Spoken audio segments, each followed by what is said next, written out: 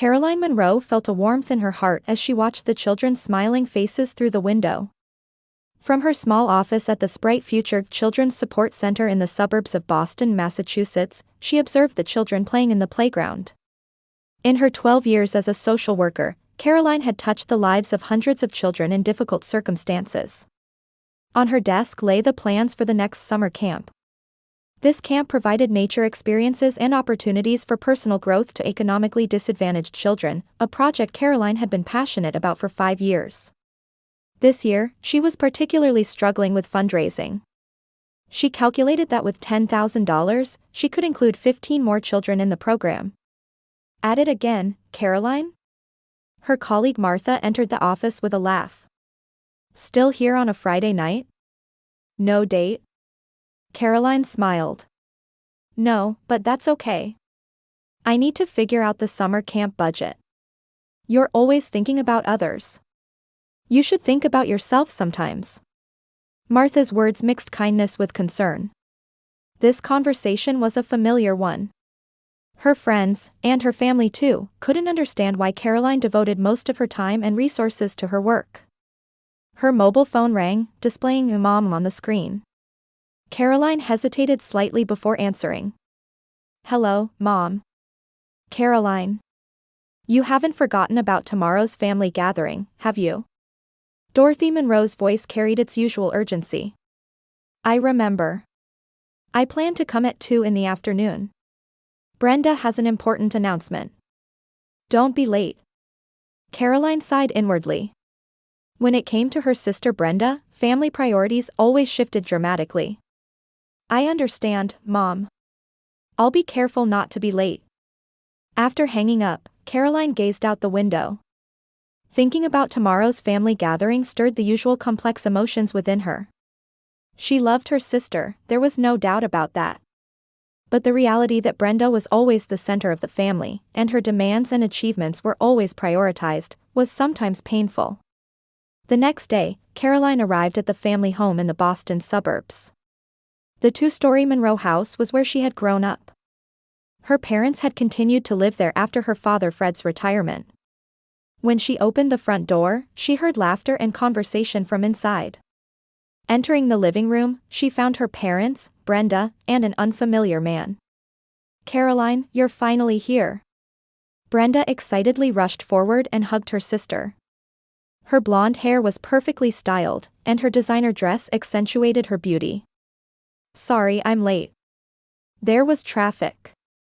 In truth, Caroline had been late because she was finishing up some paperwork, but she didn't mention that. Let me introduce you, Brenda reached toward the unfamiliar man. This is Michael Stapleton. My fiancé. Caroline couldn't hide her surprise. Fiancé? Since when? He proposed last week. Brenda raised her left hand, showing off a large diamond ring. I kept it as a surprise. Michael stood up and extended his hand to Caroline. Finally we meet. I've heard a lot about you from Brenda. He was a man with a charming smile and confident manner. Congratulations, Caroline smiled and shook his hand. It's quite a surprise, but I'm very happy for you. Your sister is a special woman, Michael put his arm around Brenda's waist. I've had success in real estate development, but I've never met a woman like her before. Dorothy could barely contain her joy at her daughter's engagement. Michael is a wonderful man. He's a businessman who has developed several luxury properties in New York and Boston. Fred Munro smiled gently and said, Sit down, Caroline. Today is a special day. Her father was a retired high school teacher, always a quiet presence. He had little say in family matters, often yielding to the strong personalities of Dorothy and Brenda. During dinner, the conversation centered almost entirely on Brenda and Michael's wedding plans. Michael spoke confidently, discussing his ambitious plans in the real estate industry. Caroline nodded and listened most of the time, but occasionally she sensed something behind his words. She was particularly troubled by the gleam in his eyes when he talked about redeveloping downtown districts. At the end of the meal, Brenda handed Caroline an envelope. Here's your wedding invitation. We've already set the date of June 25th, 3 months from now. Of course, we'll arrange a special seat for you. Caroline opened the envelope and took out the invitation. It was beautifully designed, with the date and location noted. But she gasped at an additional line written below. Request to attendees, please provide a wedding gift of at least $10,000 if you plan to attend. Caroline was speechless with surprise. Seeing her expression, Dorothy laughed and said, "Of course, she's your sister. Brenda is planning a wonderful wedding. You should support her." Caroline looked at Brenda and Michael. They looked back at her as if this was perfectly normal. Fred sat quietly, avoiding eye contact. "I understand," Caroline replied quietly. Do you know some people earn over $10,000 a month just by posting Reddit stories on YouTube? No face, no voice, just a laptop.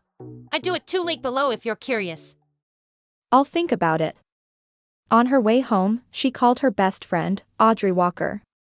"I can't believe it, Audrey. $10,000. That's about the same as my summer camp budget."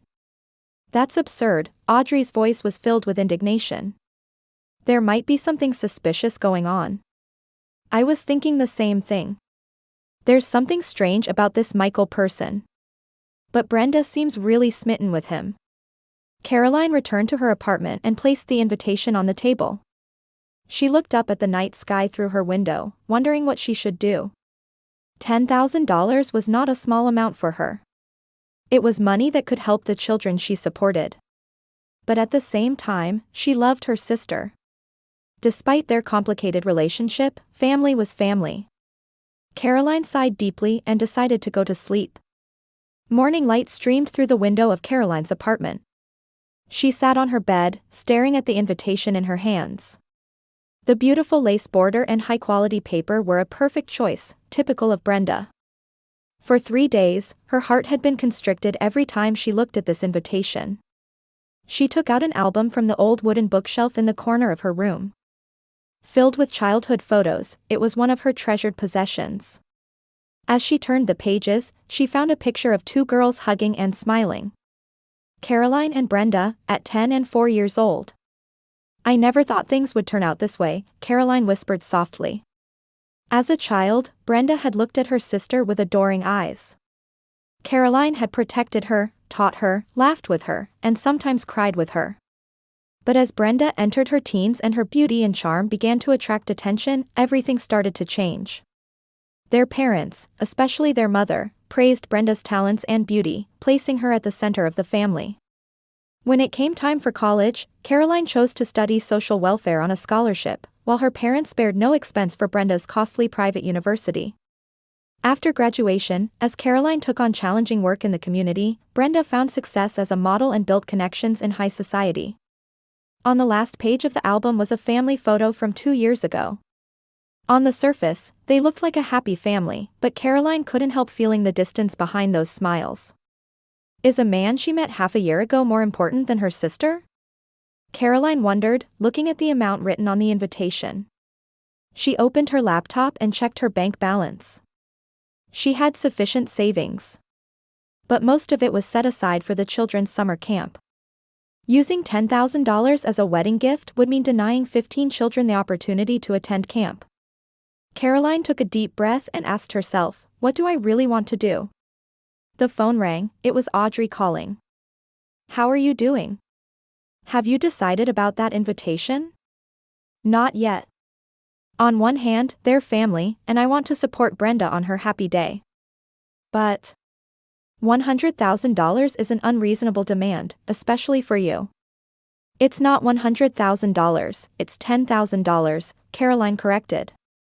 "Either way, it's a lot of money. Especially considering how much you already give to others." Audrey continued carefully, choosing her words. "You should be honest with yourself. This is not just for Brenda, but for yourself too." After ending the conversation, Caroline had a sudden thought and decided to search online for Michael Stapleton. He was indeed a successful real estate developer. Several photos of luxury condominiums and office buildings appeared. But digging deeper, she also found articles about protests from community groups. There were criticisms that Michael's development projects were driving out low-income residents and dividing communities.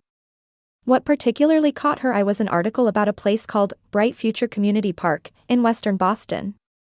It was adjacent to the land used by the children's center Caroline supported. The article said Michael's company had purchased the land and planned to build luxury condominiums. No way.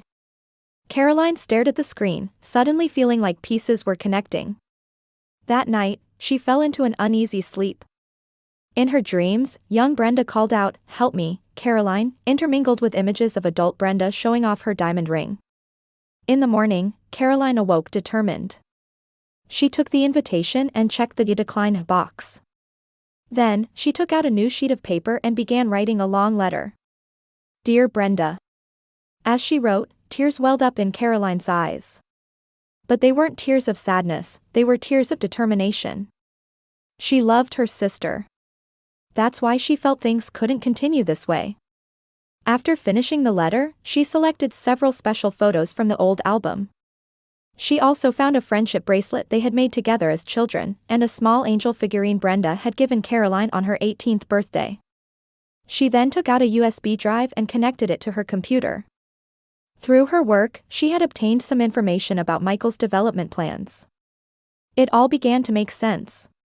Michael's company had purchased the land next to the children's center, threatening to take away the space needed for the center's activities. And part of the funding for that development might come from the wedding gift demanded of her. More importantly, did Brenda know about all this? Caroline copied the files to the USB drive and placed it in the envelope. Photos, letter, bracelet, angel figurine, and USB drive. Her true gift wasn't money. It was truth and the memory of a forgotten sisterly bond. "I'll give this envelope to her in person on the wedding day," Caroline decided. She didn't plan to attend the ceremony, but would appear only during the reception time to deliver this special gift with her own hands.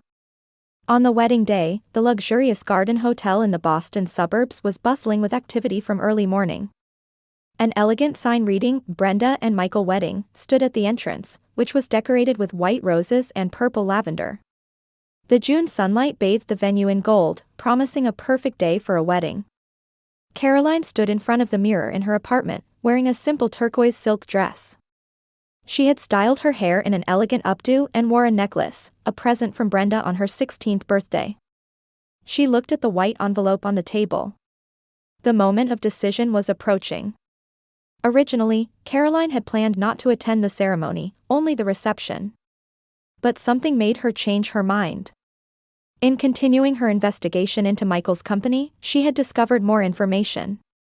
In particular, she felt she needed to know just how involved Brenda was in this development plan. She picked up the envelope, took a deep breath, and left her apartment. Arriving at the venue, Caroline saw many guests already seated. She quietly slipped into a seat near the back. Most guests didn't notice her, but her mother Dorothy, sitting in the front row, showed a surprised expression when she spotted her daughter. During the ceremony, Caroline sat quietly, observing her sister. Brenda looked radiantly beautiful. Her white wedding dress was a custom-made luxury brand piece that highlighted her perfect silhouette. Michael also looked refined in his tuxedo, exuding the air of a wealthy, successful man. On the surface, it was a perfect wedding, but Caroline noticed something unnatural. When Michael whispered something into Brenda's ear before the vow kiss, she thought she saw a momentary tension cross her face. She also noticed that some of the guests seated in the front row were unfamiliar to her. They appeared to be Michael's business associates. After the ceremony, as guests moved to the reception hall, Dorothy approached Caroline. "I didn't think you would come," she said, taking her daughter's arm. "About the gift." Caroline smiled. "Don't worry, Mom. I brought a gift for Brenda." She showed the white envelope. Dorothy seemed relieved. "I'm glad you made the right decision. Family must be cherished." At the reception, lavish food and champagne were being served. An orchestra played elegant music, and guests were congratulating the bride and groom. Caroline sat alone, observing her surroundings. She tried to listen to the conversations of Michael's apparent business partners, but the music was too loud to hear clearly. As time passed, the moment for gift exchange arrived. The master of ceremonies took the microphone and mentioned the gifts brought by the guests. Most guests seem to have brought checks or cash. And now, the bride and groom will receive your heartwarming presents. Caroline took a deep breath and stood up. She approached Brenda and smiled gently. Congratulations. This is my gift for my sister. She handed the envelope to Brenda. Brenda laughed brightly. Her eyes sparkled with expectation. Thank you, Caroline, she joked. It's not money, is it? The surrounding guests laughed, watching with curious eyes. Clearly, many of them knew about the special condition on the invitation. Michael looked at Caroline with a greedy expression. Open it, Caroline said quietly. Brenda began to open the envelope. Only Caroline noticed that her fingertips were trembling slightly. As Brenda took out the contents, her expression changed. Her expectant, excited smile suddenly transformed into confusion and fear. Caroline could see the blood draining from her face. This is... Brenda's voice trembled. Michael placed his hand on her shoulder and peered at the contents.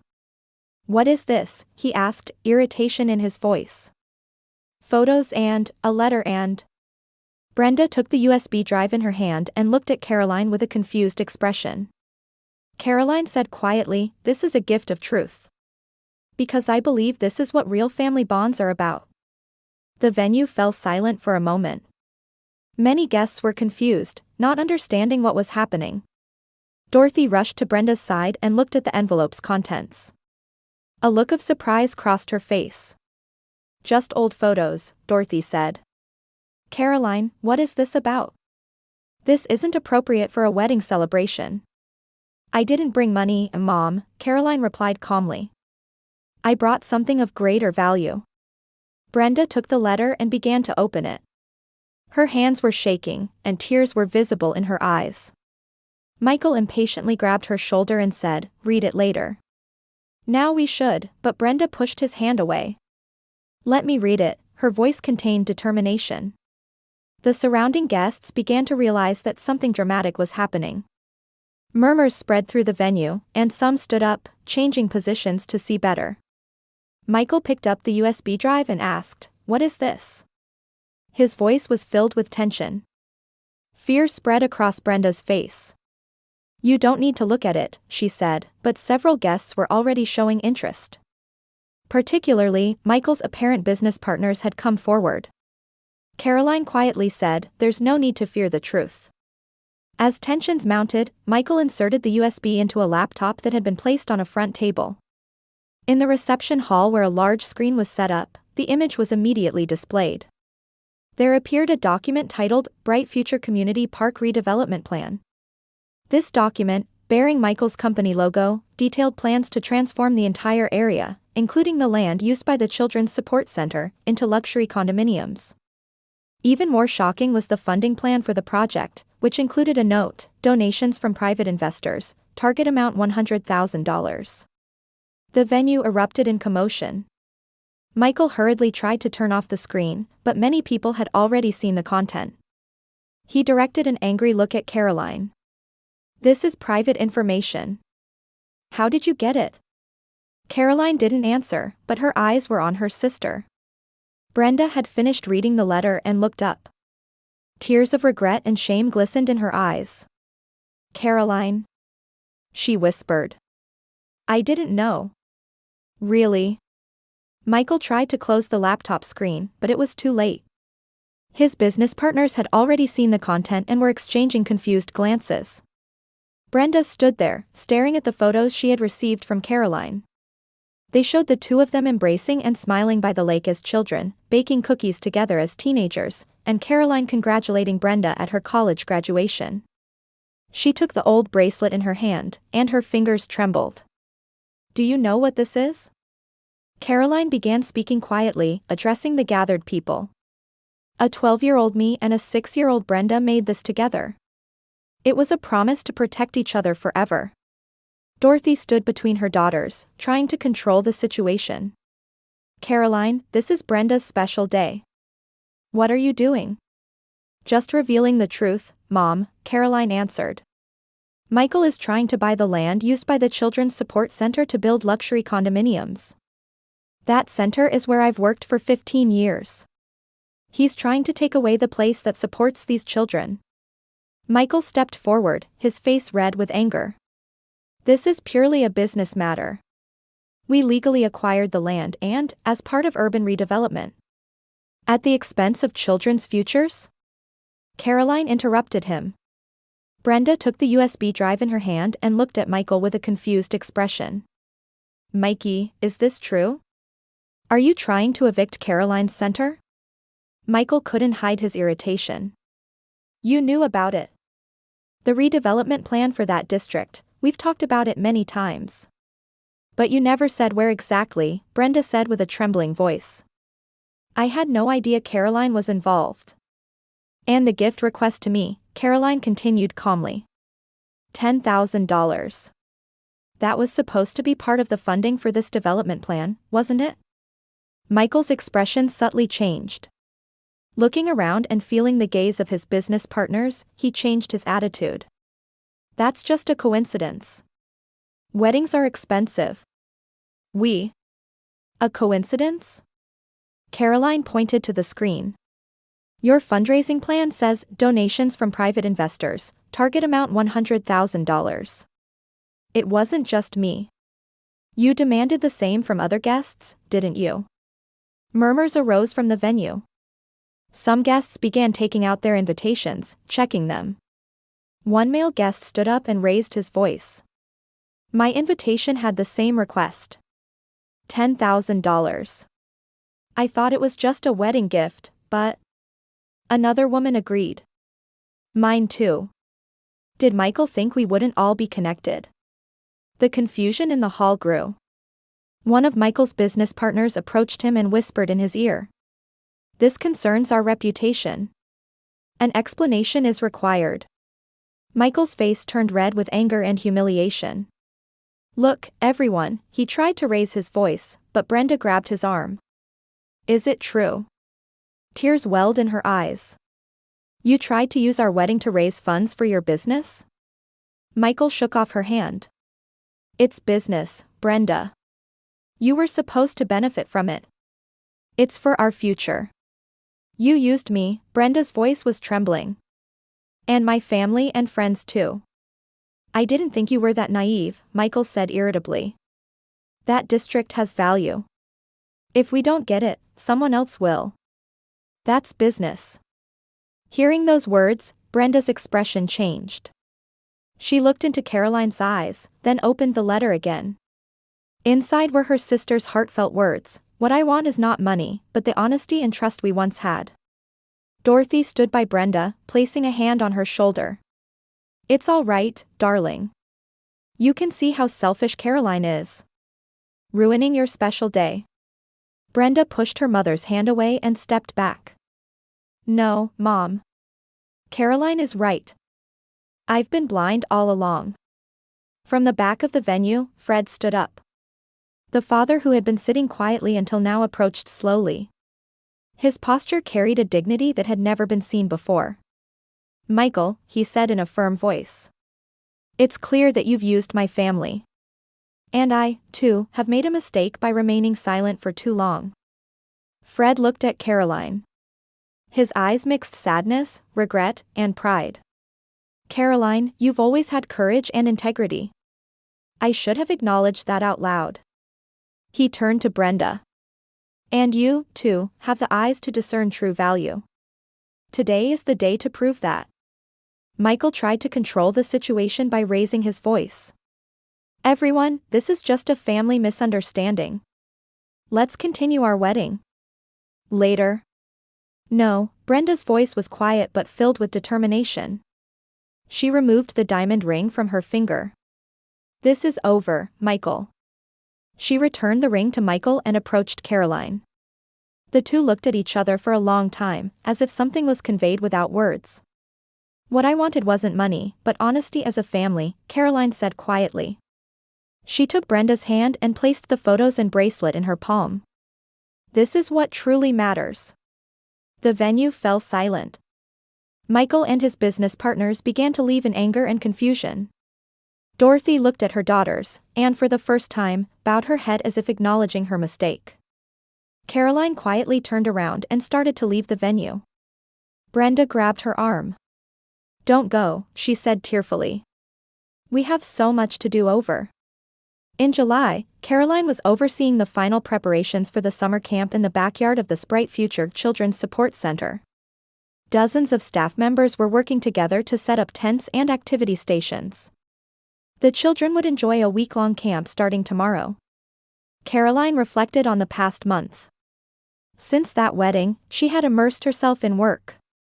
Michael's development plan had been cancelled, and the news was celebrated as a small victory in the community. But her relationship with her family remained complicated.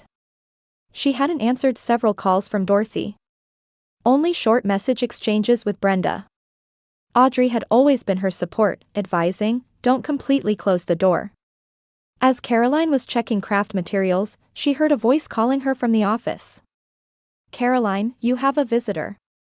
Heading toward the entrance of the center, she found her father, Fred, standing there. He looked a bit thinner, and his expression showed fatigue, but his eyes held a determined look. "Dad," Caroline said in surprise. "Why are you here?" "I wanted to talk," Fred said quietly. The two sat on a small bench. "Brenda and Michael's engagement has been officially called off," her father began. "He's facing legal problems. Investors are suing him over his methods." Caroline nodded silently. She had already heard about that. "But there's something more important," Fred continued. "Brenda and your mother made big mistakes. Especially toward you. I'm just as guilty." I looked the other way and said nothing. Tears welled up in Caroline's eyes at his sincere words. "Brenda is truly remorseful," Fred said gently. "She's trying to change. She started volunteering at a local shelter last week. She's facing her mistakes." Caroline took a deep breath. "I may not be able to forgive immediately. But there's room for dialogue." Fred smiled. "I'm glad to hear that." He stood up and placed his hand on Caroline's shoulder. "Caroline, you're a wonderful daughter. I always knew that. I just never put it into words.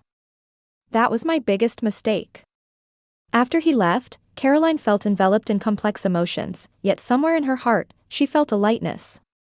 On the first day of summer camp, morning light filtered through the trees, and the center's backyard was filled with children's laughter. Caroline distributed name tags, greeting each child with a smile. At that moment, a familiar figure appeared at the entrance of the center. It was Brenda. She was wearing simple jeans and a t-shirt, her hair not in its usual perfect style but casually tied in a ponytail. She held a large paper bag in her hands. The two sisters stared at each other from a distance for a moment. As Caroline approached, Brenda smiled sheepishly. "I came to help," she said. "If that's okay." Her paper bag contained art supplies for the children. Caroline, though a bit hesitant, nodded. A few hours later, the two were surrounded by children, painting together by the lakeside. Watching Brenda gently teaching a little girl how to use a brush, Caroline remembered an old memory. In the same way, she had taught young Brenda how to paint. As the day began to wane, the sisters sat on the shoreline a little distance away. "Those photos and the bracelet you gave me that day," Brenda said quietly. "I've been carrying them around all the time." She took out the old bracelet from her pocket. "I remembered. The day we made this bracelet. You said, 'This is a magic bracelet, it keeps us connected even when we're apart.'" Caroline smiled. "You remember." I had forgotten. The important things, Brenda gazed at the lake's surface. "But from now on, things will be different." In their line of sight were children playing happily. The sunlight dyed the water surface gold, heralding the beginning of new hope. Caroline thought, perhaps real family isn't about blood ties, but about honesty and care for each other. And sometimes, even if it's lost, it can be found again.